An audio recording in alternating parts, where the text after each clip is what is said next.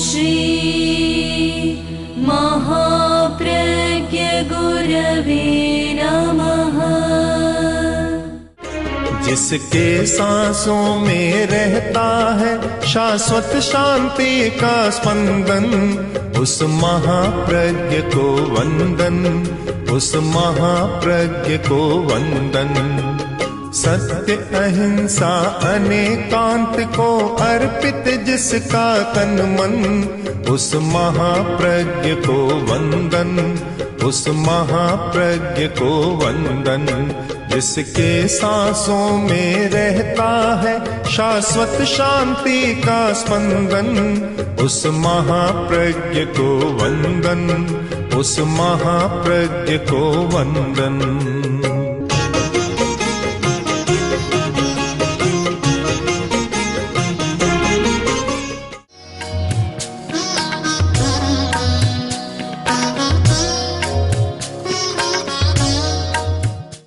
तपस्या का धार्मिक मूल्य है वे तो सब जानते,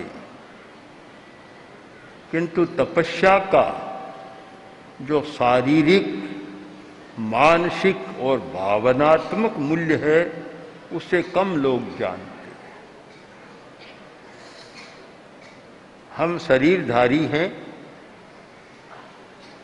शरीर के माध्यम से सारी क्रियाएं करते हैं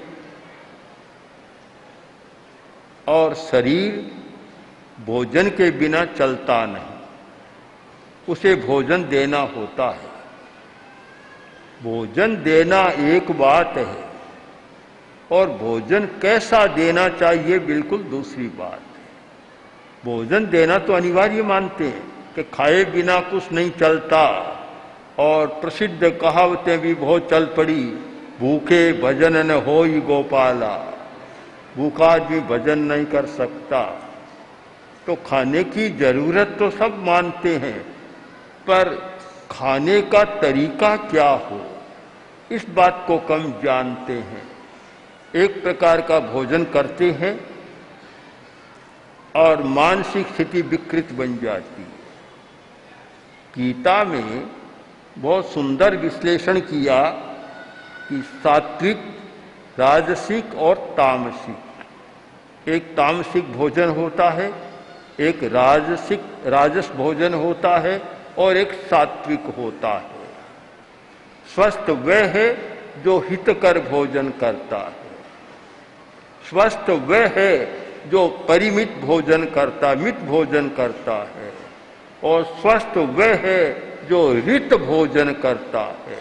पहला है हित भूख, हितकर भोजन। इस पर विचार करें कि खाने वाला हित का विचार करता है या प्रिय का विचार करता है। हित और प्रिय इन दो शब्दों पर भारतीय साहित्य में, अध्यात्म साहित्य में बहुत चिंतन हुआ है। एक होता है प्रिय और एक होता है हित। प्रिय अच्छा लगता है किंतु आगे जाकर परिणाम में अच्छा नहीं होता। हित एक बार शायद अच्छा न लगे पर उसका परिणाम अच्छा होता है, और वह व्यक्ति समझदार है जो परिणामदर्शी होता है, परिणाम को देखता है। कोई भी काम करे पहले सोचे इसका परिणाम क्या होगा। आवेश में आकर काम तो कर लेता है, जब परिणाम का समय आता है उस समय फिर भागता फिरता है, फिर फरार हो जाता है, फिर और कुछ हो जाता है। परिणाम के समय परिणामदर्शी जो आहार हितकर है, यानी परिणाम में अच्छा होता है, प्राय लोग स्वाद को ज्यादा महत्व देते हैं। स्वाद को महत्व मत दो, यह स्वर हजारों वर्षों से चल रहा है, और महात्मा गांधी ने तो एक व्रत ही बना दिया, अस्वाद व्रत।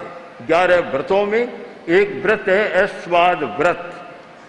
कि काम बड़ा कठिन है, जब सामने भोजन आता है और बढ़िया वस्तुएं आती है, मनोज्ञ भोजन आता है, उस समय हित की बात सारी भुला दी जाती है।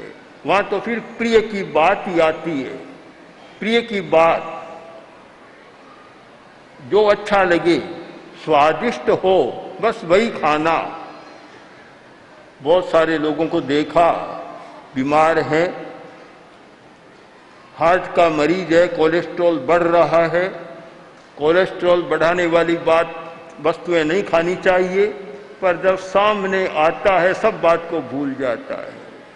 आंतें खराब है, पाचन ठीक नहीं है, इसलिए भारी भोजन नहीं करना चाहिए। पर जब ये दाल का सीरा, बादाम का सीरा, कचौड़ी, पकोड़ा की गंध आती है, सब बात को भूल जाता है, याद नहीं रहता, हित की बात ध्यान में नहीं रहती। बहुत वे लोग कम हैं जो इतनी सावधानी के साथ चलते हैं कि मुझे हित कर भोजन करना है, प्रियता की बात को आगे नहीं रखना है। स्वस्थ कौन हो सकता है? जो हित भुक है, हित कर भोजन खाता है। आजकल पता नहीं क्या हो गया कि ये पत्र पत्रिकाओं में बहुत सारी महिलाएं नाना प्रकार के व्यंजनों का अपना छापती है और उसे देखकर सब लोग बनाने लग जाते हैं, खाने लग जाते हैं। खाने में शायद अच्छा लगता होगा, ये नहीं जानते कि ये ठीक है कि नहीं। अब मुझे तो आश्चर्य होता है, करेले का साग और उसमें भी छन्ना, चाहे तोरई का साग, जबकि एकदम प्रतिकूल बात है, एकदम विरोधी बात है कि तोरई के साथ, करेले के साथ दूध की कोई उत्पाद नहीं होनी चाहिए, कोई वस्तु ऐसी नहीं होनी चाहिए, पर सब में ये मिलाया जाता है। स्वाद लगता होगा। दूसरी है मित भूख, परिमित भोजन, ज्यादा मात्रा में नहीं खाना, ज्यादा मात्रा के साथ खाना, किंतु जब मनोज्ञ भोजन होता है मात्रा का ध्यान भी नहीं रहता।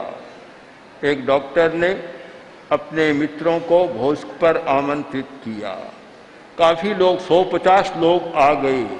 भोज का समय हुआ और अब खाने की तैयारी, सारा परोस दिया गया, खाने की तैयारी।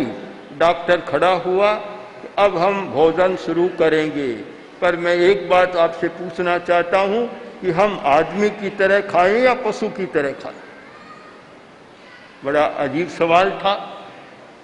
लोगों ने कहा, ये क्या डॉक्टर साहब क्या कह रहे हैं आप, ये क्या मजाक कर रहे हैं, कि आदमी की तरह खाएं या पशु की तरह? डॉक्टर ने कहा, मैं मजाक नहीं कर रहा हूं, मैं बहुत गंभीर प्रश्न आपसे पूछ रहा हूं। वह क्या आपका गंभीर प्रश्न? कि मेरा प्रश्न यह है कि पशु जितनी भूख होती है उतना ही खाता है, ज्यादा नहीं खाता। सामने कितना ही डाल दो, भूख है उतना खाएगा, मुंह फेर लेगा। आदमी ऐसा है कि बढ़िया आए तो डबल ट्रबल खा जाता है, उसका पता ही नहीं लगता। तो बोलो, हम आदमी की तरह भोजन करें या पशु की तरह भोजन करें? मित भोजन, मात्रा के साथ। अब मात्रा का विवेक तो बड़ा कठिन है, ऐसे सब लोग नहीं जानते मात्रा कितनी होनी चाहिए। यहाँ प्राचीन काल से मात्रा पर बहुत विचार किया गया और आयुर्वेद के आचार्यों ने इस पर बहुत ध्यान दिया और उन्होंने कहा कि भूख के 4 भाग कर लो, जितनी भूख है 4 हिस्सा कर लो। 2 भाग तो खाओ, 1 भाग पानी के लिए छोड़ दो और 1 भाग वायु बनेगी उसके लिए छोड़ दो। वह तो संतुलित भोजन। आजकल संतुलित भोजन की तालिकाएं तो पाठ्यक्रम में बहुत छपती है। बैलेंस्ड डाइट, संतुलित भोजन सारा आता है, पर उसमें यह मिलेगा कि यह इतना विटामिन होना चाहिए, खनिज होना चाहिए, लवण होना चाहिए, प्रोटीन होना चाहिए, ये तो सारा मिल जाएगा, पर मात्रा कितनी होनी चाहिए ये बड़ा कठिन है। मात्रा का विवेक बहुत मुश्किल से रहता है, बहुत ज़्यादा खाया जाता है। और मेरा तो निश्चित मत है, अगर एक परिमित भोजन की बात समझ में आ जाए तो शायद हॉस्पिटलों और डॉक्टरों के लिए समस्या बन सकती। हॉस्पिटल किस आधार पर चल रही हैं, नए नए क्यों बन रही हैं, और मेडिकल कॉलेज में इतनी भीड़ क्यों लग रही है कि अधिक खाने वाले लोग उन सबको जिला रहे हैं। उनके आधार पर सारा चल रहा है। अगर आहार का संयम हो तो हमारी जो रोग प्रतिरोधक शक्ति है, हमारा रेजिस्टेंस पावर, हमारा इम्यूनिटी सिस्टम इतना मजबूत रहेगा कि बीमारियों को कम अवकाश मिलेगा। किंतु ज़्यादा खाता है तो रोग प्रतिरोधक शक्ति कम हो जाती है और इम्यूनिटी सिस्टम भी लड़खड़ा जाता है और बीमारियों के लिए खुला दरवाजा हो जाता है। इसलिए बड़ा महत्वपूर्ण है मित भूख, मित भूख, हित खाओ, मित का भोजन करो। तीसरी बात और ज्यादा जटिल है, सबसे ज्यादा जटिल, इस पर ध्यान देना है। ऋत भूख, विशेष ध्यान दें। ऋत भूख, ऋत का अर्थ है कि ईमानदारी के साथ जो पैसा कमाया उसका भोजन करो। आज तो बड़ा कठिन कह दिया, बहुत कठिन बात हो गई कि भला ऋत भूख। आज कौन व्यक्ति है जो प्रामाणिकता के साथ, नैतिकता के साथ, ईमानदारी के साथ पैसा कमाए, रोटी खाए? खोजना मुश्किल हो जाएगा। एक बात की ओर हमारा ध्यान जाना चाहिए कि बीमारी का कारण ज्यादा खाना, प्रिय वस्तु खाना हम मानते हैं, तो इससे भी ज्यादा अन्याय का खाना बहुत बड़ी बीमारी का कारण है।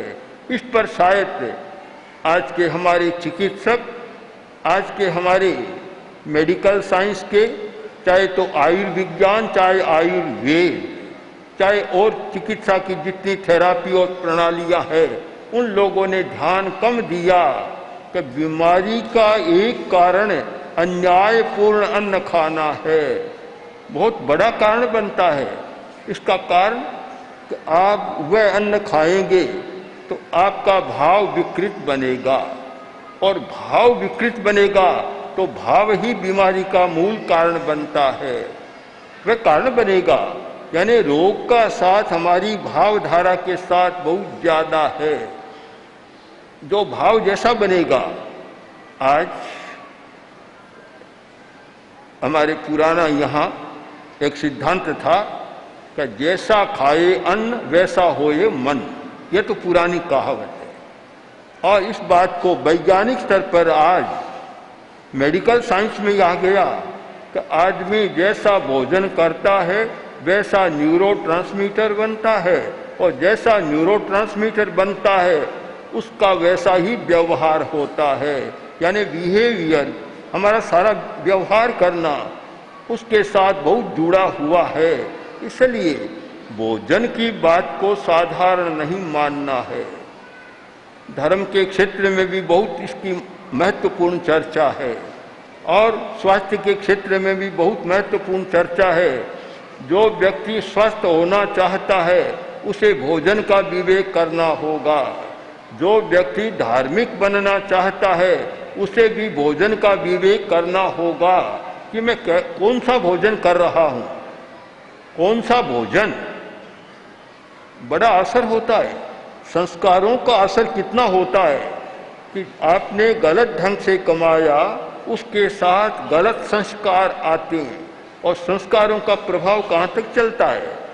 एक कोई फ्रांसीसी सेनापति, एक समस्या पैदा हो, डॉक्टर के पास गया। बोला, डॉक्टर मेरी एक समस्या है कि मैं जहाँ कहीं जाता हूँ, बड़े बड़े गोष्ठियों में, बड़े भोजों में, और सेनापति था, बड़े लोगों के साथ मिलता हूँ, कोई भी बड़ा आदमी पास में आता है, मेरी अंगुलियां उसकी जेब में चली जाती। मुझे बड़ी शर्म आती है, लज्जा की बात है, ये क्या हो गया।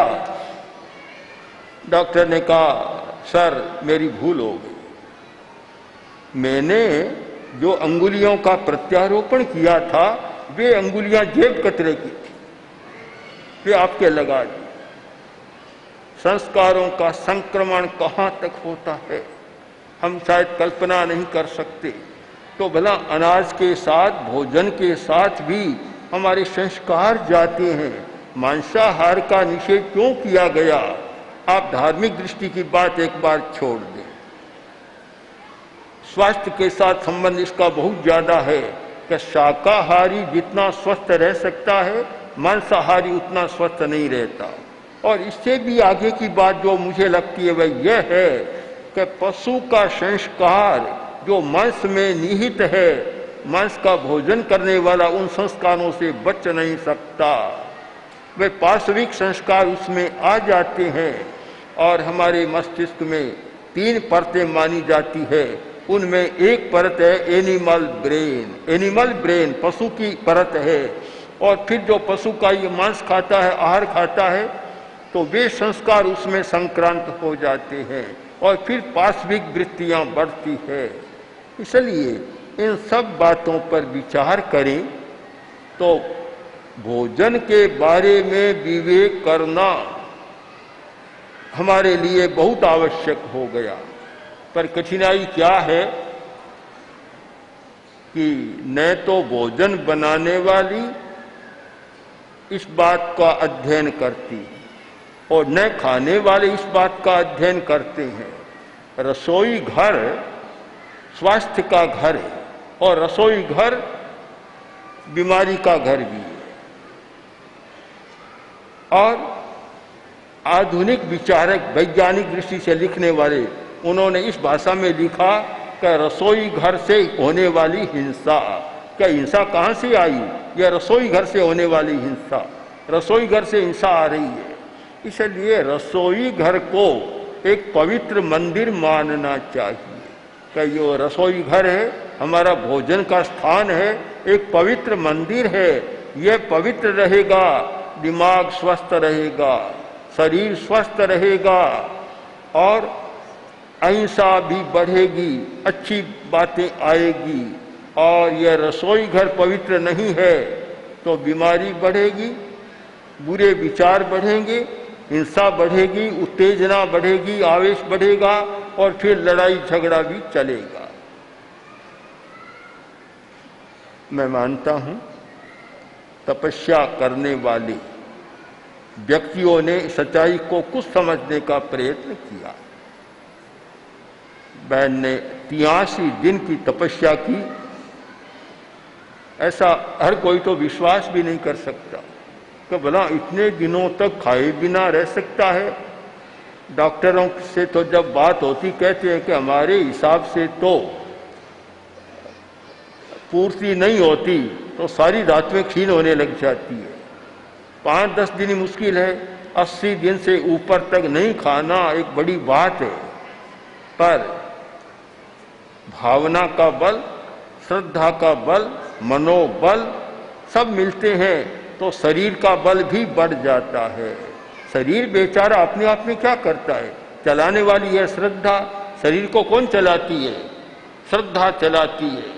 शरीर को कौन चलाता है? मनोबल चलाता है। मनोबल ये तो सारे चलाने वाले हैं। जिसका मनोबल अच्छा है, श्रद्धा अच्छी है और भावना अच्छी है तो फिर शरीर भी साथ देने लग जाता है। शरीर भी सयाना है, हर किसी को साथ नहीं देता। शरीर किसको साथ देता है? तो जिसमें श्रद्धा का बल है शरीर भी समझौता कर लेगा, चलो कोई बात नहीं, तुम चाहे सो करो। जिसका मनोबल अच्छा है शरीर भी साथ देने लग जाएगा। और जिसमें एक आशा पिपाशा है कि मैं इसके द्वारा अपना आत्मशोधन करूं, शरीर उसका साथ देने लग जाता है। तपस्या का महत्व बहुत ज्यादा है, पर विवेक पूर्वक तपस्या के साथ भी विवेक होना चाहिए। कोई यह जरूरी नहीं कि कितने दिन की तपस्या, मैं तो उसको बहुत महत्व देता हूं जो व्यक्ति 12 महीना ही हित भूख मित भूख रित भूख होता है वह बड़ा तपस्वी। जो 12 महीने तपस्या करता है, परिमित खाता है, परिमित, बड़ा तपस्वी है। यह तो नहीं कि 5 दिन तो नहीं खाया और अगले 5 दिनों में 10 दिन की कसर निकाल ली, ऐसा तो कोई अच्छा नहीं होता। वह नहीं, 80 दिन 83 दिन की तपस्या करे, उससे फिर 83 दिन ताई पच करना होता है। जैसे दवा लेते हैं ना भाइयाँ, कि इतने दिन तो दवा ली रहा, पच कर रहे हैं, पच करते हैं, तो उतने दिन तो पच करना होता है। यानी 83 दिन तो फिर आहार का संयम रखना होता है। ऐसा तो नहीं कि लंबी तपस्या की, पारने में शीरा भी खा लिया, बर्फी भी खा ली, आइसक्रीम भी खा ली, यह भी खा लिया, कचौड़ी पकौड़ा भी खा लिया, तो फिर वह तपस्या निकम्मी हो जाती है। इतना संयम उसको रखना होता है, यह तपस्या का विवेक है। पर कुछ लोगों के क्षयोपशम होता है, अन्यथा लंबी तपस्या करने वाले तो सोए रहते हैं, चेहरा भी मुरझा जाता है। कुछ में शक्ति होती है कि चेहरे पर भी कोई विशेष असर नहीं होता और शक्ति भी बनी की बनी रहती है। एक सौभाग्य की बात है कोई। तो हम लोग तपस्या पर विचार करें और उसके साथ साथ आहार संयम पर विचार करें। सब लोग लंबी तपस्या नहीं कर सकते, नहीं कर सकते। मैं स्वयं नहीं कर सकता तपस्या लंबी, कभी करता भी नहीं, कर भी नहीं सकता। किंतु हमने उस सूत्र को पकड़ा है कि आहार का संयम रहना चाहिए। आहार का संयम, आप जानते हैं, अगर आहार का संयम नहीं है तो 60 वर्ष का आदमी भी निकम्मा हो जाता है, कुछ नहीं कर सकता। और आहार का संयम है तो 100 वर्ष तक भी आदमी सक्रिय रह सकता है, अच्छा दिमाग, अच्छा काम, अच्छा श्रम हो सकता है। हमें ध्यान देना है आहार संयम पर। आज बाजार ऐसे बन गए और बड़ी बड़ी कंपनियां ऐसी बन गई कि खाने की चीजें बहुत परोस रही, बहुत खाने की चीजें आ रही है। आज कभी कभी बड़े लोगों के घरों में जाती हैं, मैं तो नहीं जाता आजकल, पर संत जाते हैं, बतलाते हैं कि वहाँ टेबल पर, खाने की टेबल पर इतनी चीजें रखी रहती है, पता नहीं क्या क्या हो गया, इतने आइटम बन जाते हैं। और जब ब्याह शादी का प्रसंग हो तब तो भगवान जाने क्या होता है। पुराने कुछ 2, 4, 5, 10 वर्ष पहले की बात है, आज तो और विकास हो गया। एक भाई मेरे पास आया और थोड़ा अहंकार भी लग रहा था, बोल रहा था, वह नहीं बोल रहा था, अहंकार बोल रहा था। बिना पूछे उसने बताना शुरू किया कि मैंने अपनी लड़की की शादी दिल्ली में की। मैंने सुन लिया। फिर बोला अमुक होटल में की, मैंने सुन लिया। फिर बोला कि मैंने 50 आइटम किए थे, इतना कि आदमी पूरा एक एक और भी नहीं खा सकता। सारा बखान बांचा मैंने सुन लिया, मौन रह गया, सारी बात सुन ली। जब उसका बखान बंद हुआ, मौन हुआ, तब मैंने एक प्रश्न कर लिया, और तो सब बता दिया, बताओ एक साथ में हॉस्पिटल बनाया या नहीं बनाया? बना, इतना खाया है तो आखिर बीमार पड़ेगा, हॉस्पिटल की जरूरत होगी। अब वह मौन हो गया सारा। एक होड़ हो गई कि कौन व्यक्ति बड़ा, तो वह व्यक्ति बड़ा है जो ज्यादा से ज्यादा आइटम बनाता है। अब खाने वाला, प्राकृतिक चिकित्सा का सिद्धांत तो यह है कि एक साथ अनेक चीजें नहीं खानी चाहिए। होम्योपैथी वाले भी बतलाते हैं, आयुर्वेद का भी है कि अनेक चीजें एक साथ नहीं खानी चाहिए। हमें फिर विचार करना है, फिर विचार कि भोजन पर ध्यान दें। 20 वर्षों बाद आचार्य श्री महाश्रमण जी के सानिध्य में प्रेक्षा विश्व भारती अहमदाबाद में आयोजित है 8 दिवसीय प्रेक्षा ध्यान शिविर। तारीख 10 से 17 मार्च 2023। स्थान प्रेक्षा विश्व भारती अहमदाबाद। संपर्क सूत्र 7990037704। या 9327006632। ओम श्री महाप्रज्ञ गुरवे नमः। ओम श्री महाप्रज्ञ गुरवे नमः। ओम श्री महाप्रज्ञ गुरवे